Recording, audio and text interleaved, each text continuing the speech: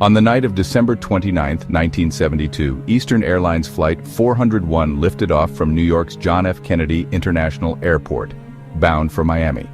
The Lockheed L-1011 TriStar was one of the most advanced aircraft of its time, a modern marvel with state-of-the-art systems designed to make flying safer than ever.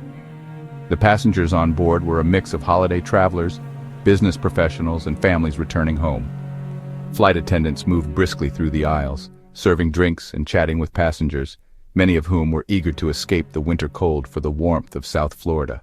At the controls sat Captain Robert Loft, a veteran pilot with more than 30,000 flight hours under his belt. He was joined by First Officer Albert Stockstill, a skilled co-pilot, and Flight Engineer Don Repo, who monitored the aircraft's many systems. It was a routine flight, smooth and uneventful. It was upon their final approach to Miami that something unexpected occurred. Captain Loft lowered the landing gear, and the familiar hum filled the cockpit. However, a small but crucial light, one that indicated whether the nose gear was locked in place, failed to illuminate. Loft radioed air traffic control and requested a holding pattern over the Everglades at 2,000 feet, while they diagnosed the issue, which the tower quickly granted. Flight 401 veered westward, away from the city lights and into the darkness of the Florida Everglades. Inside the cockpit, the crew didn't know if it was a simple burned-out bulb, or if they had a more serious problem on their hands. The nose gear could be failing to descend and lock into place. Repo climbed down into the avionics bay, a tight compartment beneath the cockpit, to see if he could get a visual confirmation of the nose gear, but could see nothing. As the crew focused on troubleshooting the problem, none of them noticed something critical. The plane was slowly, imperceptibly descending.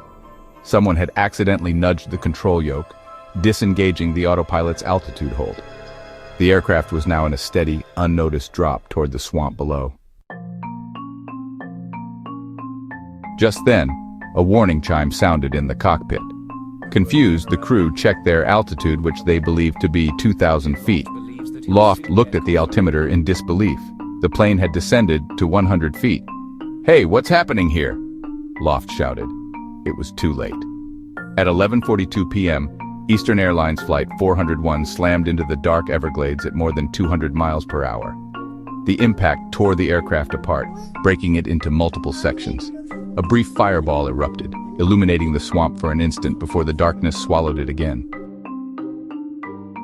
Survivors lay scattered across the swamp, half submerged in the cold, murky water. Cries of pain echoed in the darkness, mixing with the rustling of unseen creatures. The Everglades was alive with movement. Alligators, snakes, and predators lurked just beyond the wreckage. Some passengers, still strapped into their seats, found themselves floating, the thick sawgrass-filled water threatening to pull them under. Among the survivors was flight attendant Mercy Ruiz, dazed and bleeding but determined to help. She waded through the wreckage, calling out for and comforting anyone who could still move. And then, out of the blackness, came the distant roar of an engine. Robert Bud Marquot was a local who was in the Everglades that night with his friend Ray Dickinson. They were gigging frogs when they witnessed the crash. Without hesitation, Bud fired up his airboat and sped toward the wreckage. When they arrived, the scene was horrifying.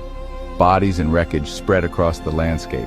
Armed with nothing but flashlights and sheer determination, the two men began pulling survivors from the water and shuttling them to solid ground where rescue teams could reach them.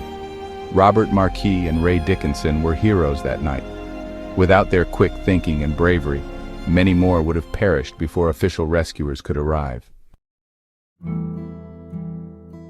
It took some time for rescue helicopters and airboats to reach the desolate site.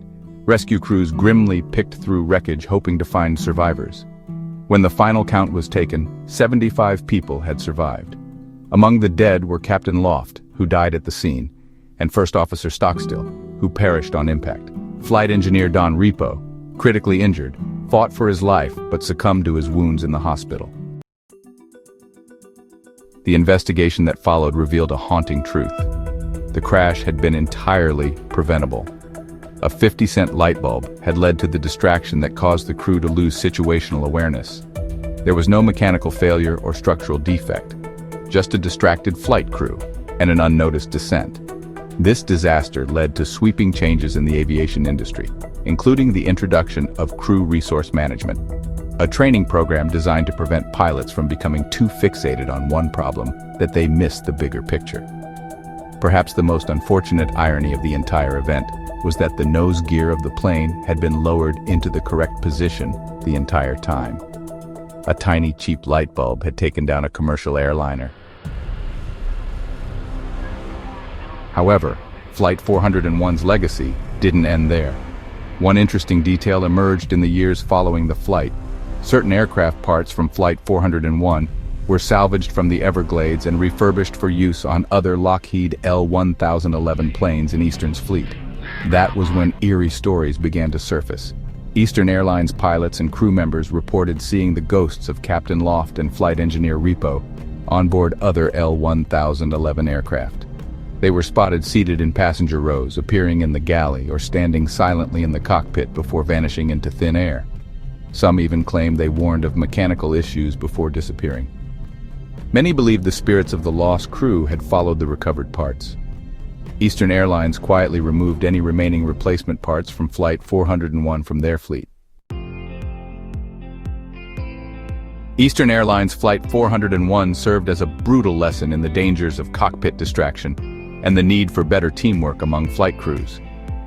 Yet, in the darkness of that December night, amid the wreckage and chaos, there was ample heroism amongst first responders and rescue crews who braved the dangers of the Everglades. Though Eastern Airlines no longer exists, the legacy of Flight 401 endures.